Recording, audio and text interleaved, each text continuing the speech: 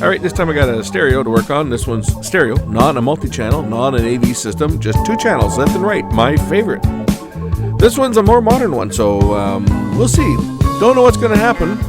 It has no sound. I'll tell you right now, it's not in protection mode.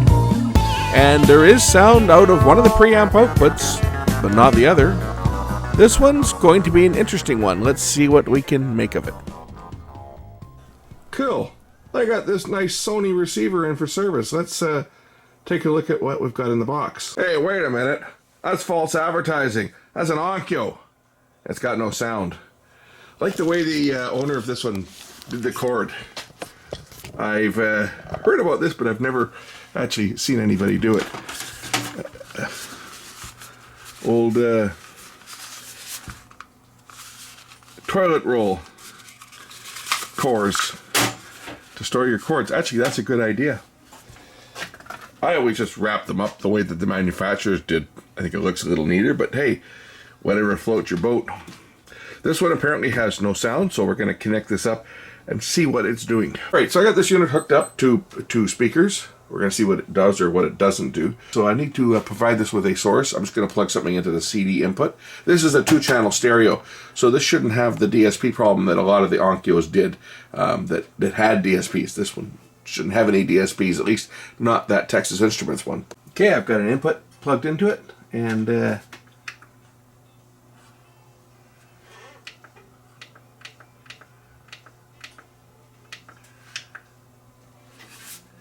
are there buttons on here to turn the speakers on and off? I'm sure there probably are.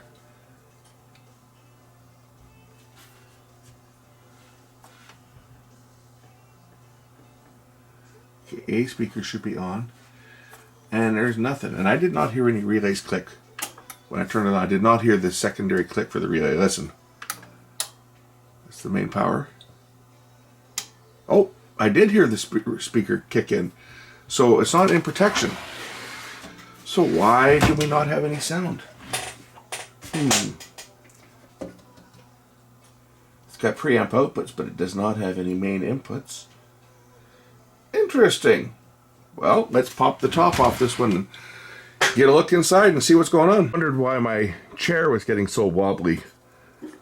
Yeah, just cheap, poor quality metal. It's all fractured. That's probably why the chair keeps going down, because it's pushing down on the button to let the air out of the cylinder, and it goes down. I solved that problem by putting a hose clamp around there.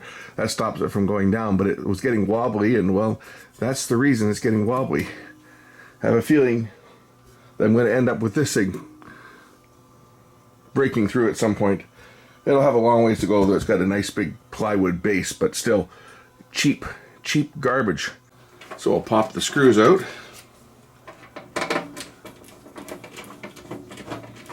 Alright, let's take a look inside this unit and see what's causing the problem. First things first, do we have any output on the preamp outs? I've got it plugged into my amplifier. I have nothing there. Let me just turn off this pure audio.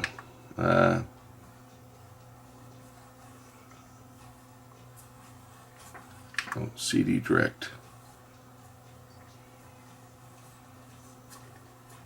Okay, we'll try zone 2 and see if there's any signal passing out to zone number 2.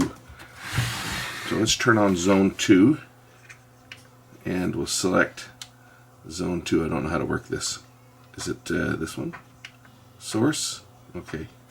So the preamp works for zone 2. You can hear it playing there. So we know that the signal's making it through that. Go back to the main output. This is the one that's controlled by the volume control.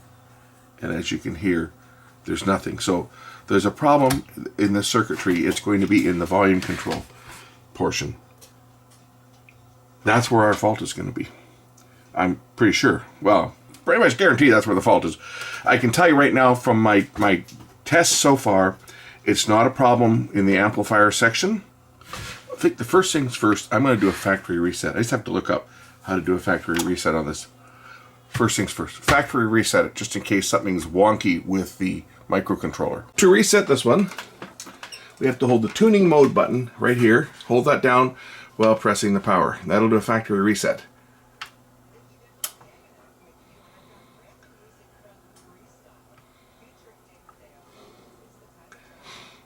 It didn't do anything, did it?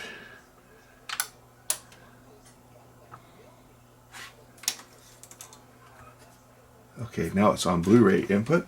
Let's just switch the input. Oh, there's input. Input CD. And speakers. Nope, still no sound. So it's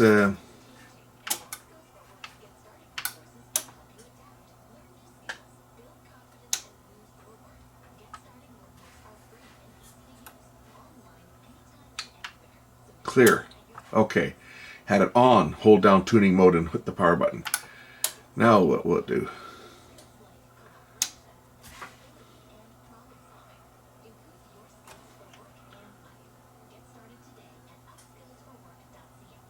Nothing. Okay, so it's not that. Digital audio input. CD.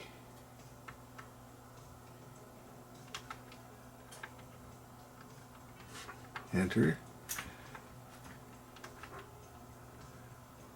Oh, CD is set to optical, so let's just turn that to nothing. Enter.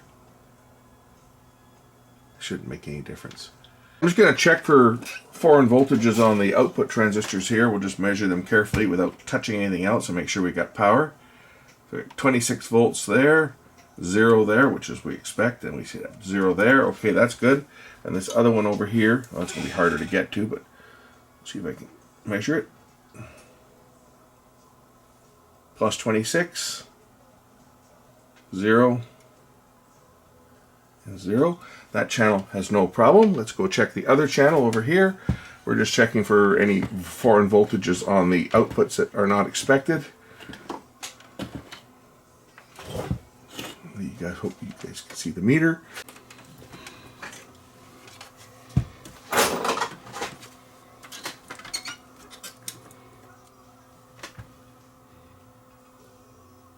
.6, which is expected there, and nothing on the collector, or sorry, the collector's got minus 26. And we'll check the other one over here. The other emitter is at 0, so we don't have any DC voltage. That's good. We don't want DC voltage on our emitters of our outputs, because that would obviously blow the speakers, and then the speaker protection would kick out. So we definitely have a problem in the preamp on here. Maybe in that volume control, the attenuator is not passing a signal through. It'd be nice if I could actually inject the signal into here and see where the problem is. It's likely on this board here. Maybe there's a power rail missing or something, or a component that's failed, or a cap that's gone bad, or something. I'm going to remove this little board just so that I can take a look and see if I'm getting all the voltages required. This is the preamp output. It has the variable outputs as well as the zone 2. We already know the zone 2 works. Look, these guys actually use board standoffs to support the board, unlike that car amp that I worked on the other day that had no support whatsoever. Alright, so on this board here, ooh, what do we got here? We're going to check for power. I know that there's power on here because I can look down onto the other side of where this plugs in, and we will see that there are, well, this is where everything is. This is where the goods are. Can we see them? Okay, I got a plus 15 volts. I got some grounds, and I got a negative 15 volts on the other side here listed. You'll see negative 15. And see zone 2 out and pre-out. Pre-out comes out from here, and zone 2 out comes up here. So we may be missing a voltage, or it could be something further back. But we can at least look for our signals on this board and see if we've got voltages getting to this header. I'll try to keep this in the shot so that you can see what I'm doing. And we should have a plus and minus 15 volt line here, which I believe come up here. Negative 14, positive 14. These go through a couple of fuse resistors here. Negative 14, and we should have, yeah, we got positive and negative 14. So the board has power getting to it. Okay, next, make sure that zone 2 is turned off, as I don't want to have anything on here that I'm not expecting. I'm going to look for audio signals now with the good old oscilloscope. I have have no signal. Oh, I got audio here. Okay, I've got audio getting to the board here. Maybe this is an output.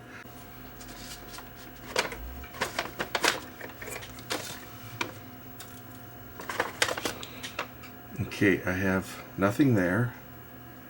These are grounds. I have nothing there. I had audio here. That one's got audio. And where's the other audio? There should be another audio line here. That one's got audio. So those are audio. I've got audio signals there on these two. Okay, so I do have audio here.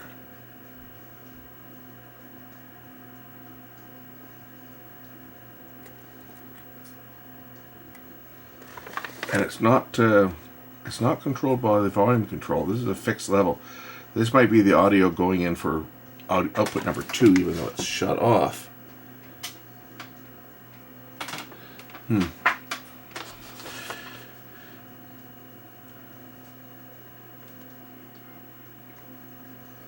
Let's get a look at the header on this. I think because this had both audio 2 and audio 1 on here, right? Pre-out.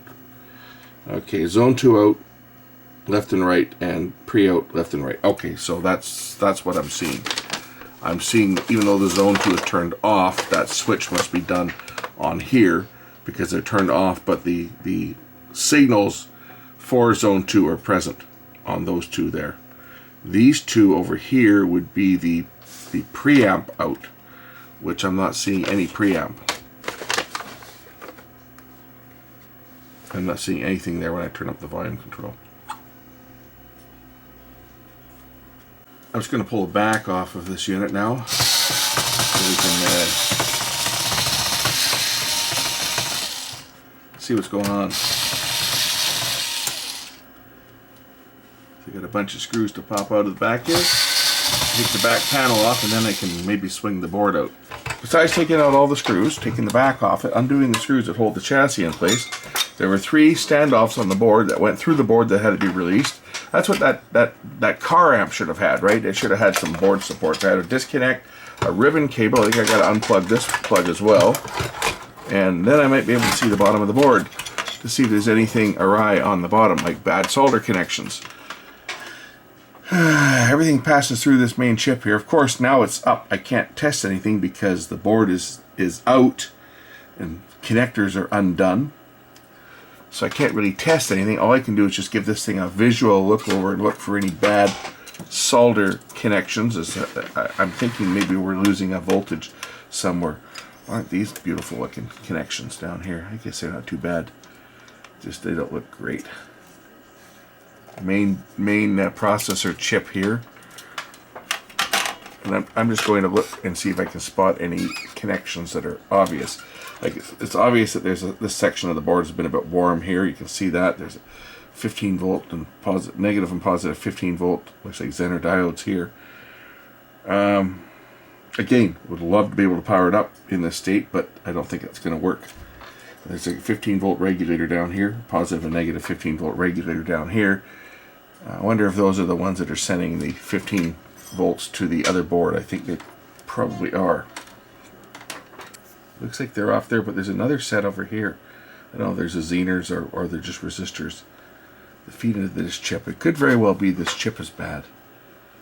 Or it could be one of these connections going in. Because I say this looks like it's been warm, this area. It's kind of discolored.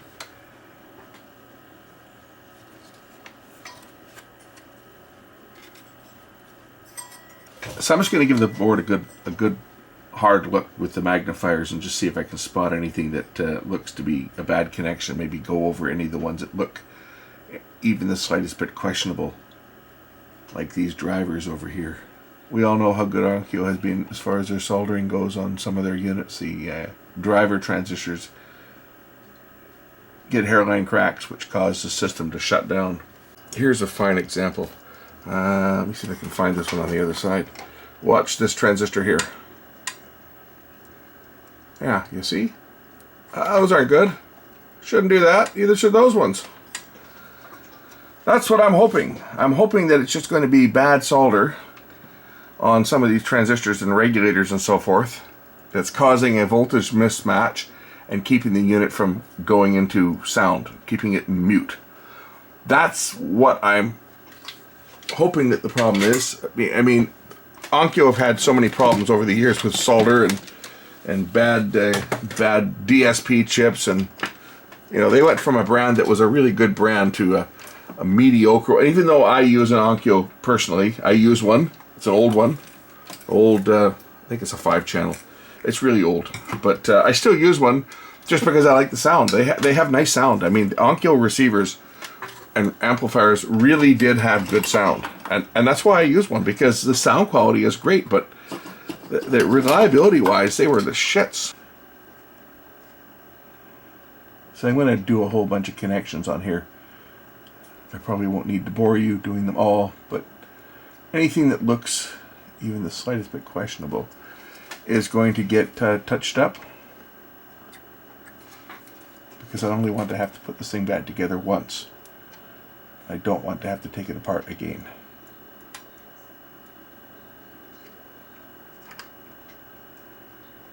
But remember that that car amplifier yesterday with no board support.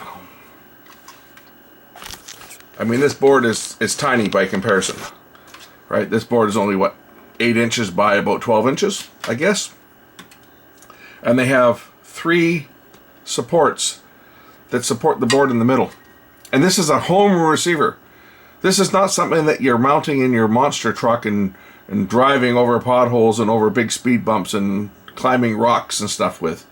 Or even on your street car where you're just cruising around, you're still getting the vibrations from the road. This is something that sits in your cabinet and doesn't get moved.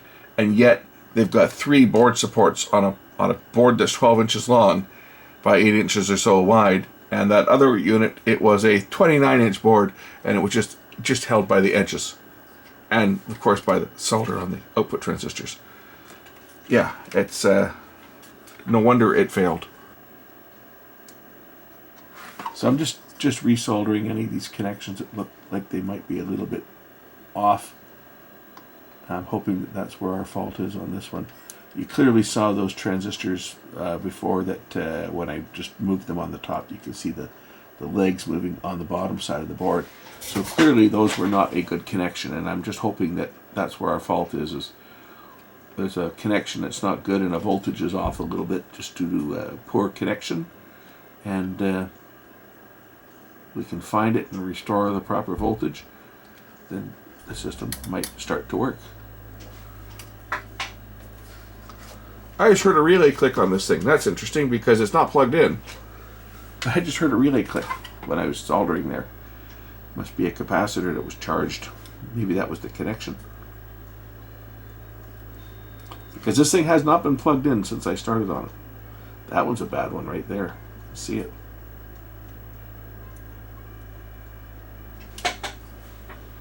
Anyway, I'm going to continue going over this off camera, and we'll pick this up once I've satisfied that the board has no more bad connections, and we'll try it out. I've got 2 470 microfarad 16-volt caps here in this power supply on these one of the regulators here. Let's just check and see what they are. In circuit, we'll measure them. And where are they here? I was just looking at them a second ago. Here's one. This one's measuring 0.25, and this one here's measuring 0.7. 470 at 16 volts should be 0.18 would be considered maximum for. So let's just change those two. Well, I got this thing apart because there's 2 caps down here, and they are right in a supply line that goes right into this processor, into this IC. And you can see them right there. It's right on this supply line. The other one's this one here.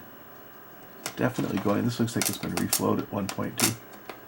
There's rosin on here, but yeah, these 2 caps that are right here, I'm going to change these 2 out. I don't know that they're bad, but because I'm in here, I don't want to have to pull this thing apart again. So, and I get to try out the new solder sucker and see how well this sucker works.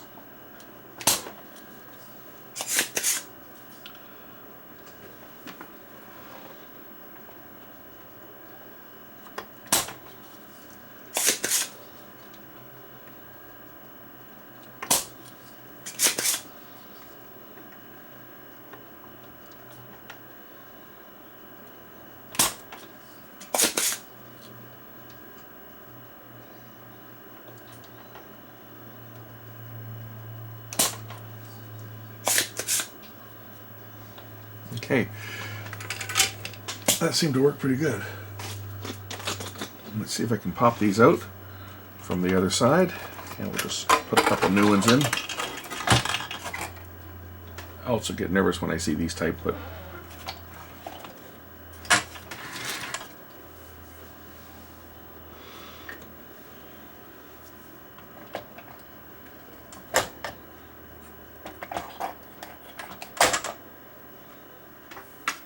okay, where'd it go? I dropped it.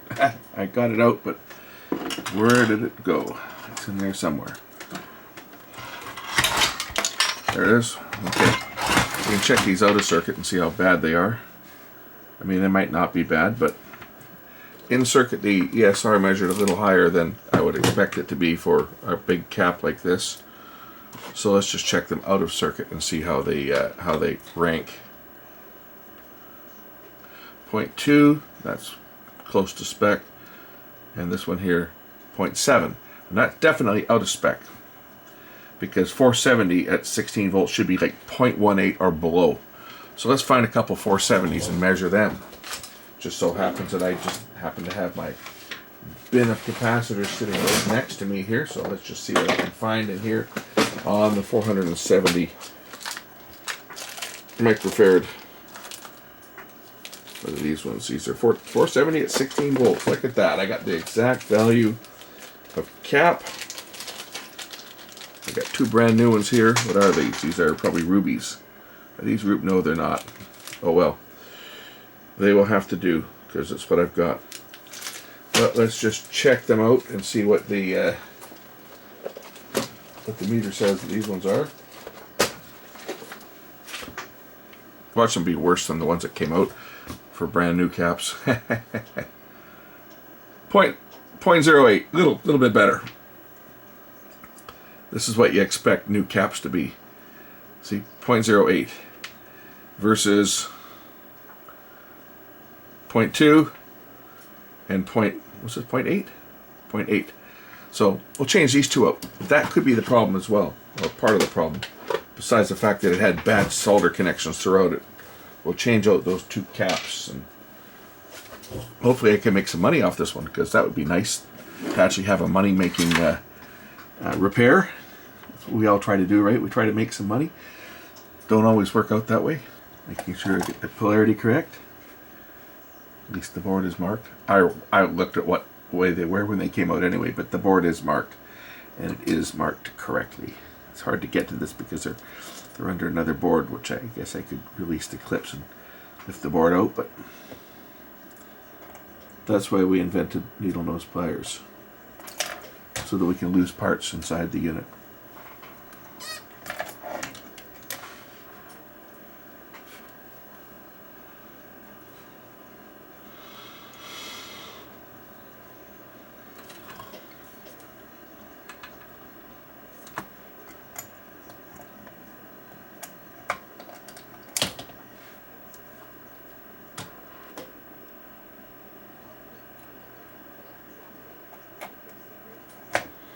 Put a couple Chinese caps in place. Don't think they'll be any worse for wear than the original ones, which were TK specials. Whatever TK is. Whoever that brand is. Can't be any worse than those.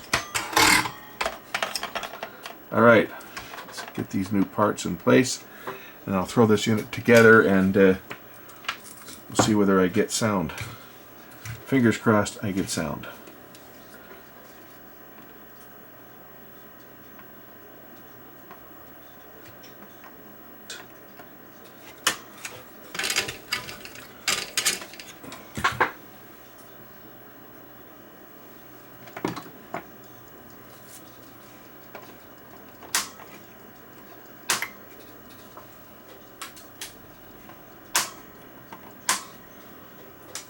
For testing purposes, I'm only going to connect one speaker. I'll put my plugs back in. I haven't put all the screws in, not putting the back on it just yet.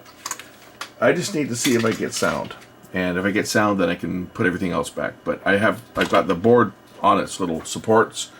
These boards are mounted together, so they're not going to touch anything. So we'll plug it in and see whether anything happens. Turn it on. Make sure the volume's not cranked up. That's the last thing I need is the volume to crank up. And am I on the right input? CD input. Do I have speakers turned on? Where's my speaker button? I don't hear any sound.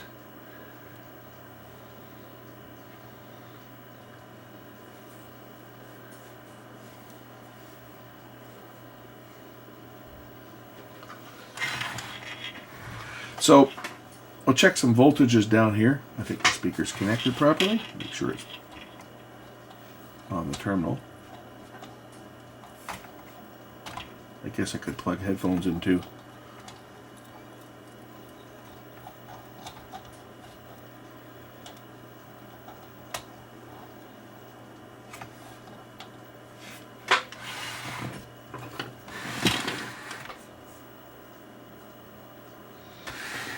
I'll get in here with my meter and I'll just check and see if there's any voltages on these power resistors down here, which are in the regulation. That's the 16 volt regulation circuit.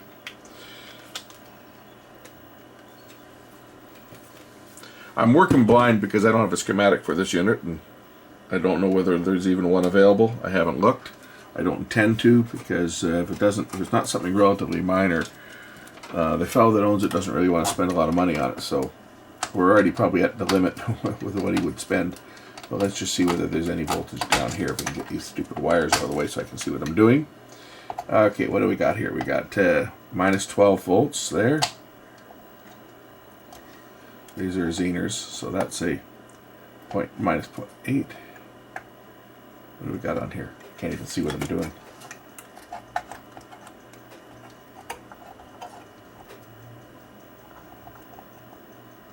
Nothing there. Maybe we have pop Zehners. I see 2 Zener diodes down here on the board. What do we got there? We got nothing there. We got 5 volts there. I don't even know what value these Zehners are. 0.8. We got 0.8 there. Minus 7. So these are probably, yeah, plus 6. Minus 7. That's probably correct.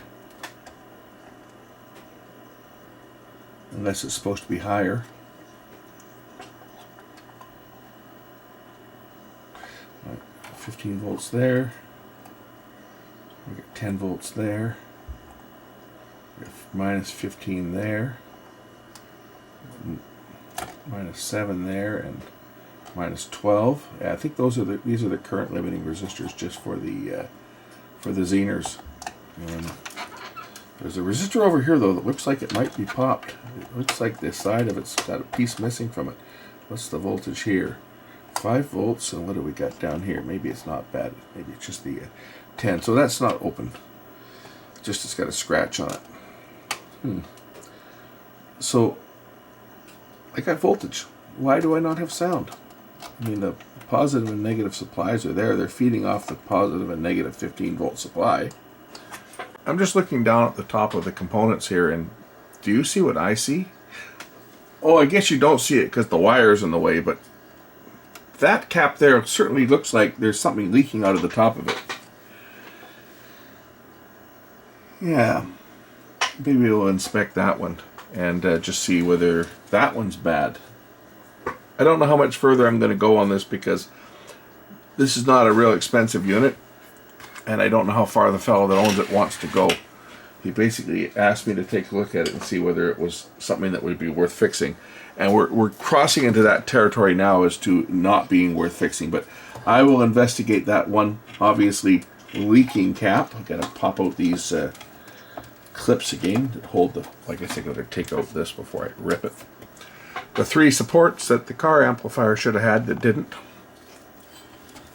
You know, because it was a premium brand that they charge thousands of dollars for to dumbass 16-year-olds that want to impress people by showing how quickly they can damage their hearing.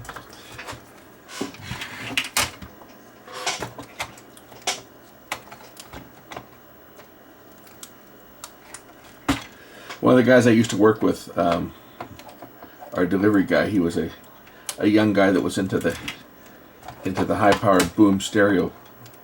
And he spent so much money on his car stereo, his little piece of crap Honda, and he had this, I think the car was probably worth about $1,500, and he had like $5,000 worth of stereo equipment in it. And then a $1,000 alarm system to alert him when someone was trying to steal his stereo out of his car. And one night his alarm went off, a silent alarm, right? So it paged him in his little apartment that he was living, or basement suite, or whatever the heck it was he was living at the time. But the alarm went off, and he goes running out to confront the person, because, you know, no one's going to steal it, and confronts the guy that's stealing the stereo. And the guy's partner that was hiding in the bushes came out and stuck him with a flat slotted screwdriver, and missed his aorta by, I think they said, a centimeter. So yeah, if someone's stealing your stereo, don't confront them unless you have a death wish, because you get these people, they got nothing to lose. They'll stick you with a knife or a screwdriver or whatever they've got in their hand. It was an important lesson for him. He never had another high-end stereo after that. He always just, after that incident, he went with the factory radio. Says it wasn't worth it. Because every time his stereo got ripped a few times, every time his stereo got ripped, he had to do an insurance claim, and every time he had to do an insurance claim, his insurance went up, naturally. The one that was leaking was a 220 at 25. It's not going to measure well. It might even be shorted internally, but we'll give it the benefit of the doubt, even though it's spilling its guts. It is 0.3. That's a 220 at 25, so that should be like 0.23. So it's not measuring high in terms of the ESR. Is it shorted though? I mean, it was clearly leaking electrolytic out the top. So is this cap shorted? Possibility it is.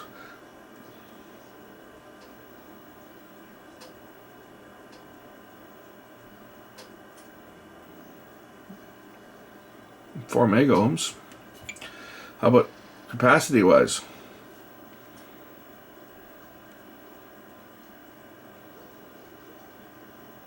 So it's measuring 220 or 211.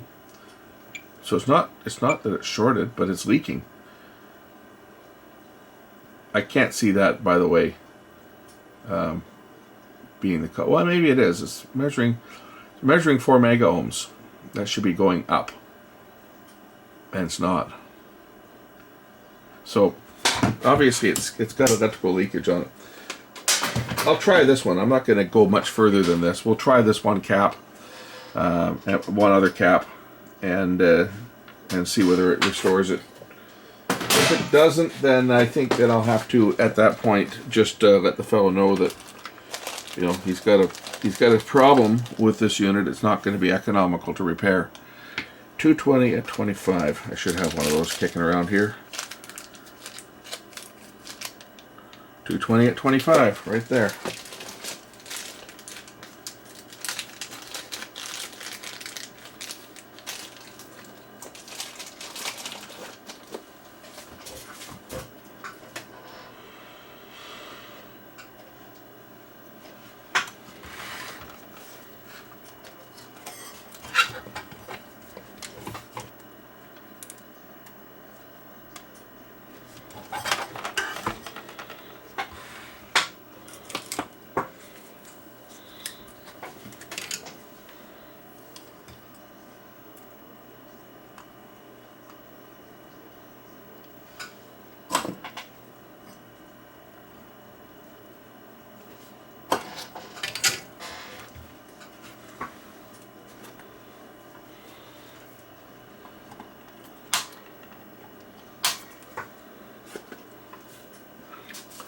Try it again. Okay, I replaced that leaking cap, and I've still got no sound.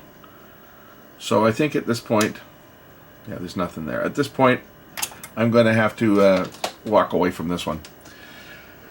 I'll talk to the fellow that owns it and let him know that, you know, it's, well, there was a couple caps. One was actually leaking. Solder connection's bad in it, but I've gone over all the common stuff, gone over the bad connections on the transistors and so forth, changed out some caps that were obviously bad, It's still not working. It's at this point, I think, a lost cause, because this is not a real high-end receiver. It's just a regular, just a network receiver, right? These are only a couple $100 new, so it's like you don't put a lot of money into a unit like this. And very likely the fault is going to be, well, it could be other caps that are bad, that's for sure, but you can't change them all, and it just becomes a point of economics.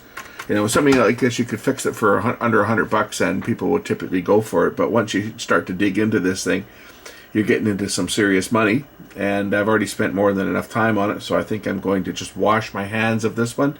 So for fun, I just figured I would try. I got my old Sennheiser headset that I used to use a long time ago. It's got a microphone on it, so I figured, what the hell? I'll plug the microphone into the camera, and we'll just see how the audio is. Is my audio better? You guys are probably going to want me to put this stupid thing on and use it every time, and that's not going to happen. I don't like being tied down by a cord to my camera, but I've got my headset mic plugged in now. Anyway, I just figured I would try this and see how it sounds. I've tried this with headphones as well. There's no sound at all, but then I didn't expect that there would be any, because there's no sound on the actual line out, the variable output, because this has got a preamp out, and it's got a zone 2 out. And this one here, the preamp out and the subwoofer out, they should be controlled from the volume control, and the volume control is not doing anything. So that makes me think it's probably that DSP on the back. I'm sure that that's where the switching is taking place and the volume control. It could be on this IC over here as well. There's another one on this board. But again, when you start chasing down problems with ICs like this, you're talking a more expensive repair, and nobody in their right mind on a low-end piece of equipment like this is going to spend that kind of money. Anyway, I'm done with this one. Thanks for watching. We'll catch you in the next one. Bye.